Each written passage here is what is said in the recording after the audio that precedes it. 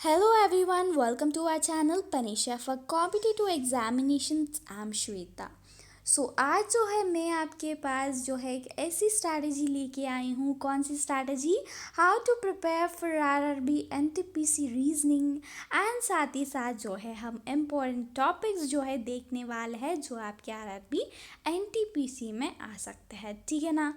देर क्यों करें? चलो शुरुआत करते हैं। अगर आपने इससे पहले हमारा चैनल को अभी तक सब्सक्राइब नहीं किया है तो please do subscribe to our channel and also click the bell icon. चलिए स्टार्ट करते हैं।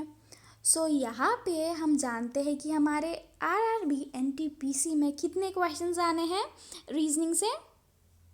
30 क्वेश्चंस आने हैं, हाँ कि नहीं? हम सारे लोग जानते हैं। हम ऐसी स्ट्रैटेजी देखेंगे कि हमको 30 आउट ऑफ 30 क्वेश्चंस जो है हम कैसे सॉल्व कर पाए और सारे के सारे जो है सही हो जाए। समझ रहे हो ना?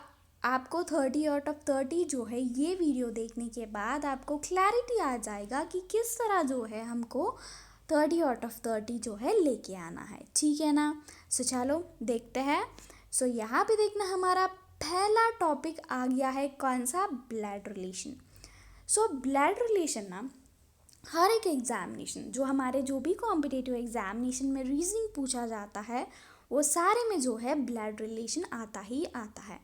पर बात ये है कि वो सारे ब्लड रिलेशन एक तरफ है तो आरआरबी एनटीपीसी के ब्लड रिलेशन जो है एक तरफ है। क्योंकि एनटीपीसी में क्या होता है ना, ब्लड रिलेशन के क्वेश्चंस थोड़े डिफ़िकल्ट लेवल के होते हैं। ओके, जैसे कि हम एसएससी का देखते हैं ब्लड रिलेशन का क्वेश्चन इतना डिफ़िकल्ट नहीं होता है। कोई भी नॉर्मल सा एवरेज स्टूडेंट भी जो है उसको सॉल्व कर पाता है। समझ रहे हो ना? यहाँ पे एनटीपीसी में ऐसा नहीं है, बिल्कुल भी नहीं है। आप क्या करेंगे, आपको ब्लड रिलेशन में आपको क्वेश्चन सही करना है, 100% श्योर होके सही करना है तो आपको क्या करना है? यहाँ पे ध्यान से सुनना। हमारे जो प्रीवियस ईयर यानी थोड़े दिन 2015 में जो है हमारा आरआरबी एनटीपीसी का पेपर हुआ था, हाँ कि नहीं? उसमें क्या हुआ, हमको रीजनिंग का पेपर उठाएंगे आप लोग और उसमें जो है सारे के सारे ब्लड रिलेशन क्वेश्चंस जो है सॉल्व करेंगे। यही सबसे अच्छा तरीका है, समझो इसको। क्या करेंगे? सारे के सारे सॉल्व करेंगे, समझेंगे, बहुत ज़्यादा प्रैक्टिस करेंगे। क्वेश्चन कहीं से भी नहीं आएगा। आप मेरी बात मान के previous year papers, only previous year papers, आपको कुछ भी कोर्स खरीदने की ज़रूरत नहीं है, कुछ भी बड़ा टीचर से पढ़ने की ज़रूरत नहीं है। बस मेरी बात मान के बस आपको क्या करना है, ओनली प्रीवियस ईयर पेपर के जो ब्लड रिलेशन से रिलेटेड क्वेश्चंस है ना, वो सारे के सारे आप एक बार नहीं, 2 बार नहीं, 5 बार आप प्रैक्टिस करके जाइए। सारे के सारे आपको समझ में आ जानी चाहिए। ओके, ये 5 टाइम्स आप सॉल्व करेंगे सारे के सारे क्वेश्चंस। अभी भी टाइम है आपके पास। समझो बात को, रीजनिंग में 30 आउट ऑफ 30 लानी है तो ब्लड रिलेशन से एक क्वेश्चन नहीं आता है। कभी कभी हमको 2-3 देखने के लिए मिल सकते हैं। समझ रहे हो ना? एक क्वेश्चन तो नहीं आता, अकेला एक क्वेश्चन नहीं आना है वहाँ पे, 1, 2, 3 भी आ सकते हैं। समझ रहे हो ना?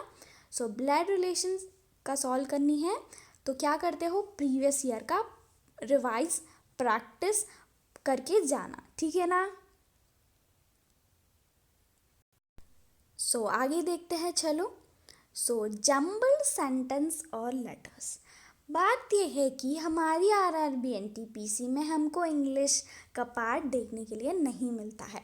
पर बात यह है कि एसएससी में जो हम पीक्यूआरएस बोलते हैं ना, जैसे कि जम्बल सेंटेंसेस, जो हम इंग्लिश में पार्ट में देखते हैं एसएससी में।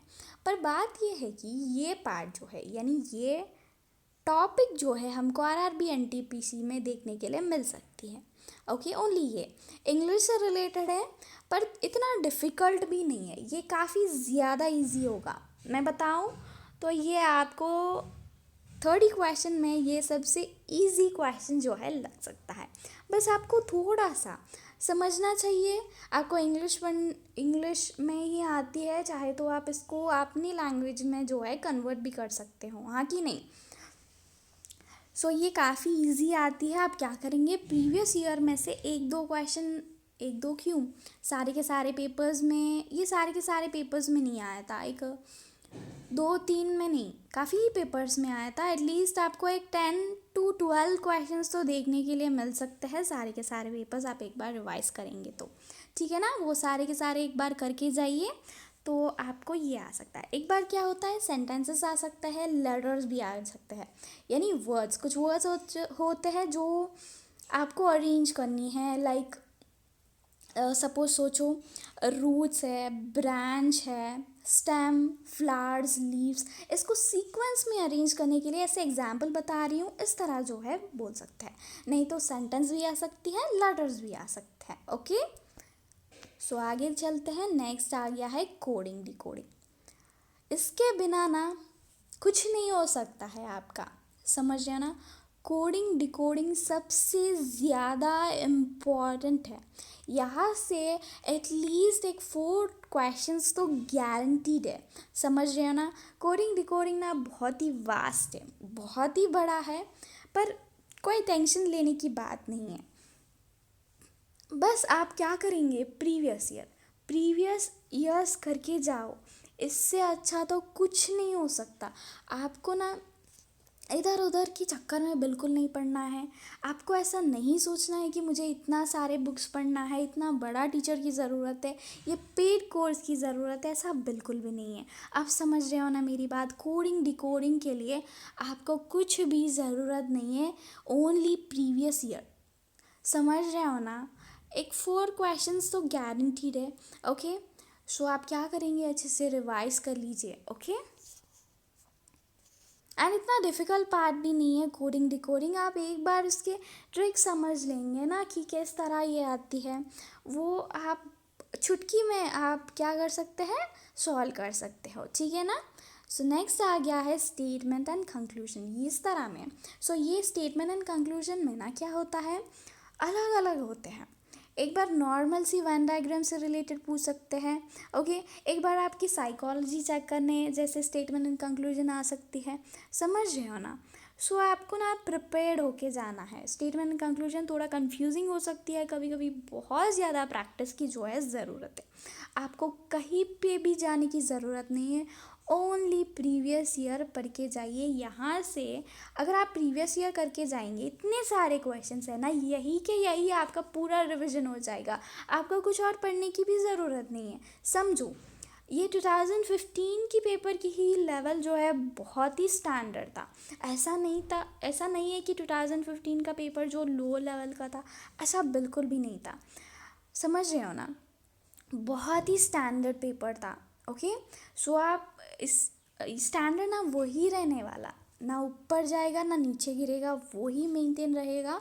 आप प्रीवियस ईयर पढ़ के जाइए, प्लीज़ मेरी बात मान लो। स्टेटमेंट एंड कंक्लूजन यहाँ से भी आपको 3 क्वेश्चंस तो गारंटीड है, तो आप क्या करेंगे, अच्छे से पढ़ के जाइए। ओके, रिवाइज, बहुत ज़्यादा रिविजन की ज़रूरत है इसमें। सो नेक्स्ट आ गया है मैथमेटिकल कैलकुलेशन। यहाँ से ना बहुत क्वेश्चन आते हैं। एनटीपीसी में मैथमेटिकल कैलकुलेशन के बिना पेपर ही नहीं बनेगा, समझो बात को।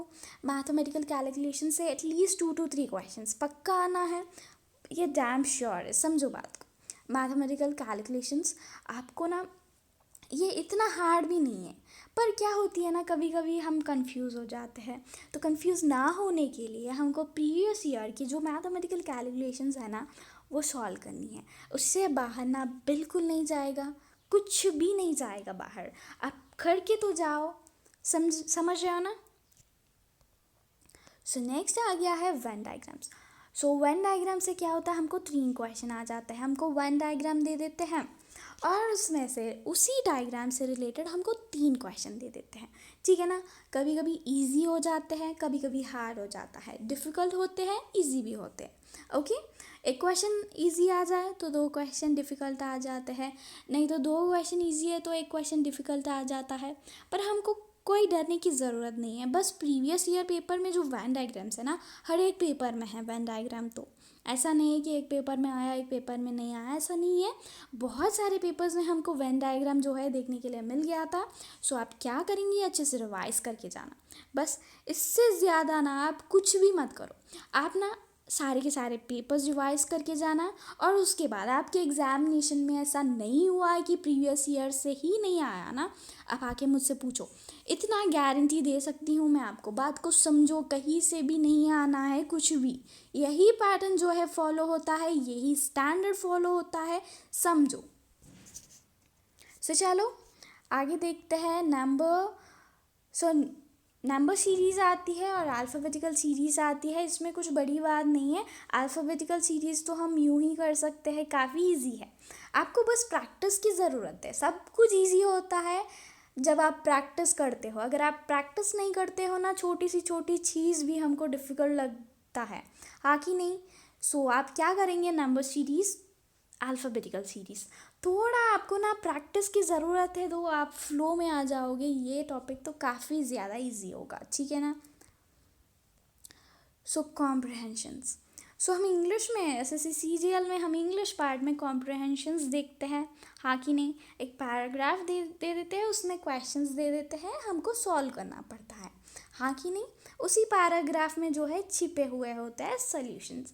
अभी रीजनिंग के पार्ट में कॉम्प्रहेंशंस कैसे होते हैं, बहुत ही कॉम्प्रहेंशंस करने के लिए बहुत ज़्यादा टाइम लगता है, समझ रहे हो ना। पर बात यह है कि सपोज़ हमने ये कॉम्प्रहेंशन सॉल्व करने में हमको 2 मिनट्स लग गया, सोचो 2 to 3 मिनट्स लग गया। पर ये 2 to 3 मिनट्स हमने इस पे सपोज़ लगाया है, तो हम एक ही बार में 4 क्वेश्चंस कर सकते हैं, समझ रहे हो ना। कितने क्वेश्चंस, 4 क्वेश्चंस, समझ में आ गया ना। इसमें क्या होता है ना, कभी कभी डिफ़िकल्ट होती है, हमको ना बॉक्सेस बनानी पड़ती है, इसमें इस तरह के बॉक्सेस बना के सॉल्व करना पड़ता है, थोड़ा डिफ़िकल्ट होती है ये, ओके। हमको पूरा दिमाग लगाना पड़ता है इसमें। बॉक्सेस के थ्रू जो है कॉम्प्रहेंशंस रीजनिंग में हम सॉल्व कर सकते हैं, ओके। आपको ना आरआरबी एनटीपीसी के 2-3 पेपर्स जो है मैं करा चुकी हूँ, अब चाहे तो एक बार देख सकते हैं। आपको ना ये कॉम्प्रहेंशन में बॉक्सेस के थ्रू इसको सॉल्व करना एक बार आ गया ना, तो आप समझो कोई भी आपको ये 4 क्वेश्चन सही करके आने में कोई नहीं आपको रोक सकता, ओके। काफ़ी इजी भी होती है, कभी कभी डिफ़िकल्ट होती है। अगर आपने प्रैक्टिस नहीं किया है तो ऑब्वियसली ये डिफ़िकल्ट पार्ट है, पर प्रैक्टिस करके देखना एक बार, कितना मज़ा आएगा ना, समझो। नेक्स्ट आ गया है क्लॉक। हमारा एसएससी ना क्या कर रहा है आजकल, क्लॉक का क्वेश्चंस तो देना ही बंद कर दिया आजकल। तो एनटीपीसी ऐसा नहीं है, कभी कभी ऐसा नहीं है कि हर एक पेपर में क्लॉक का क्वेश्चन आता है, बहुत ही रेयर आती है, ओके, पर आती है, ठीक है ना। आप छोड़ नहीं सकते हो, पर करके जाना, ठीक है ना। नेक्स्ट आ गया है कैलेंडर का पेपर क्वेश्चन तो पेपर में आएगा ही आएगा। ऐसा नहीं कि सारे पेपर में आएगा, थोड़े पेपर में आएगा, थोड़े पेपर में नहीं आएगा। तो आप ऐसा मत समझो कि मेरे पेपर में नहीं आएगा मैं करके नहीं जाऊंगा, ऐसा नहीं है, आपके पेपर में भी आ सकता है, ठीक है ना। कैलेंडर इतना डिफ़िकल्ट पार्ट बिल्कुल भी नहीं है, मेरी बात समझो, बिल्कुल भी डिफ़िकल्ट पार्ट नहीं है ये। आपको ना बस एक बार उसकी ट्रिक जो है समझनी है। एक बार वो ट्रिक आपको समझ में आ गया है कि कैलेंडर को कैसे सॉल्व करनी है, अब बस क्या करेंगे, आपके पास बहुत सारे बुक्स पड़े रहेंगे शेल्फ में, उसमें से रीजनिंग का बुक उठाए है, उसमें कैलेंडर का आपको कैसे पढ़ा है, अब बस 2 दिन ना कैलेंडर में लगाए, और आपको कैलेंडर नहीं आया तो मुझसे आके पूछो, मैं पढ़ा दूँगी, ठीक है ना। बहुत ईजी है, मेरा पर्सनली ये फेवरेट टॉपिक है, ठीक है ना। कैलेंडर सबसे ईजी होता है, इंटरेस्टिंग होती है, एंड प्रीवियस ईयर में जो क्वेश्चन आया है ना उसको अच्छे से पढ़ के जाइए, ओके। नेक्स्ट देख लेते हैं डाइस। ये क्वेश्चन आती है dice, okay, cube and dice, और ये थोड़ा आती है तो डिफ़िकल्ट ही आती है, थोड़ा डिफ़िकल्ट पार्ट है ये, तो आप अच्छे से पढ़ के जाइए। ऐसा नहीं है कि हर एक पेपर में आता है, ये बहुत ही रेयरली आती है, ओके। हमारे एसएससी में जो डाइस एंड क्यूब आती है वो थोड़ा इजी आती है, काफ़ी इजीली हम सॉल्व कर लेते हैं एसएससी में, पर रेलवे में ऐसे नहीं होता है ना, थोड़ा डिफ़िकल्ट आ जाती है ये, ठीक है ना। एज से रिलेटेड क्वेश्चन आएंगे ना, थोड़ा मैथमेटिकल टाइप ही आएगा ये, ओके। आपको मैथमेटिक्स में हम पढ़ चुके हैं ना एज, वैसा ही आएगा, आप मैथमेटिक्स में आएगा तो इसमें कुछ अलग नहीं आएगा, सेम टू सेम क्वेश्चन आएगा। हमको लगता भी नहीं है कि ये रीजनिंग का पार्ट है, क्योंकि सब कुछ मिक्सड अप आएगा ना। आपको लगेगा कि वो मैथ्स का ही क्वेश्चन है तो आप करके चले जाइए, ठीक है ना। सॉरी, एक ही क्वेश्चन आएगा। ओके, सो नेक्स्ट देखते हैं। नेक्स्ट आ गया है मीन मोड मीडियन। ये क्वेश्चन तो पक्का आनी है, समझ रहे हो ना, पक्का आता, बहुत ही ईजी आता है। बस आप इनका जो है सॉल्व करना है, मीन मोड मीडियन को एक बार देख लीजिए, बस काफ़ी इजी आती है, मेरी बात मानो। आप एक बार प्रीवियस ईयर में भी चेक कर लेना कितना इजी आता है, आपको भी पता चल जाएगा, ठीक है ना। सो क्लासिफिकेशन भी आती है, ये इतना डिफ़िकल्ट पार्ट नहीं है, काफ़ी इजी आती है ये भी। ओके, सो नेक्स्ट आ जाती है काउंटिंग फिगर। ऐसा कोई भी स्टूडेंट नहीं है जिसको डर नहीं लगता हो काउंटिंग फिगर में, बताओ मुझे, हाँ कि नहीं। हर किसी को डर लगता होगा इसमें, हाँ कि नहीं। सो क्या करेंगे इसमें, काउंटिंग फिगर में डरना नहीं है। बात यह है कि आपको बेसिक्स पता होनी चाहिए। आप ना एक बार हमारे चैनल पे रीजनिंग के मैंने बेसिक्स पढ़ा है काउंटिंग फिगर से, एक बार वो वीडियो देख लीजिए, बस मेरा कुछ नहीं होता उससे, बस आप एक बार देख लो। वहाँ से ना counting most of the time ना स्क्वायर ही आती है, नहीं सॉरी, स्क्वायर आती है, रेक्टेंगल आती है, ठीक है ना। सॉरी, ट्रायंगल बोल रही हूँ, ट्रायंगल, ठीक है ना। स्क्वायर एंड ट्रायंगल यही से आते हैं मोस्ट प्रोबेबली, ठीक है ना। सो काउंटिंग फिगर में डरना नहीं है, पर बेसिक्स सीख लो पहले। बेसिक्स आएंगे ना तो बड़ा बड़ा फिगर भी आप यूँ सॉल्व कर जाएंगे, समझ रहे हो ना। एंड काउंटिंग फिगर आएगी, आई मीन हर पेपर में नहीं आएगा, ओके, पर आएगा तो डिफ़िकल्ट ही आएगा, आपको थोड़ा टाइम लगाना पड़ता है, पर आपको बेसिक्स आते हैं ना तो आप श्योर होके मार्क करके आ सकते हो, ठीक है ना, ये बात समझो।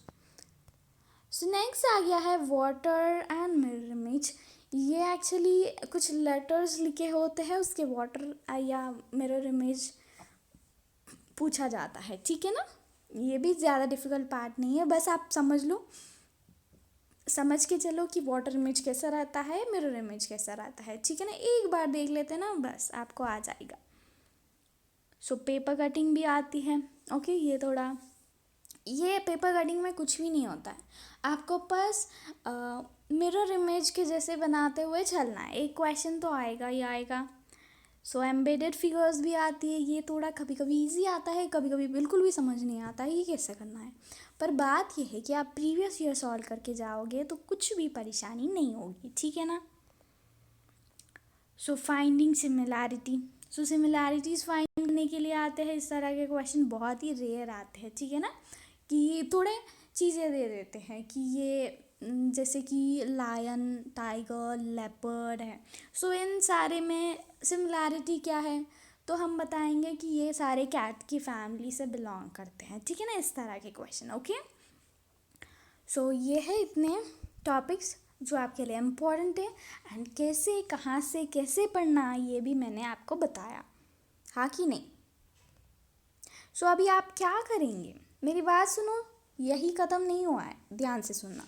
आपको अगर 30 आउट ऑफ 30 लानी है, जो भी मैंने टॉपिक्स बताया ना अभी, इनके ऊपर फोकस करो एंड प्रीवियस ईयर के ऊपर फोकस करो, बस, ठीक है ना। प्रीवियस ईयर जितना करोगे उतना आप करीब आओगे, समझ रहे हो ना, किसके, आपके गोल के, 30 आउट ऑफ 30 मार्क्स लाने के लिए, ठीक है ना। सो इतना ही रखेंगे आज के लेक्चर में।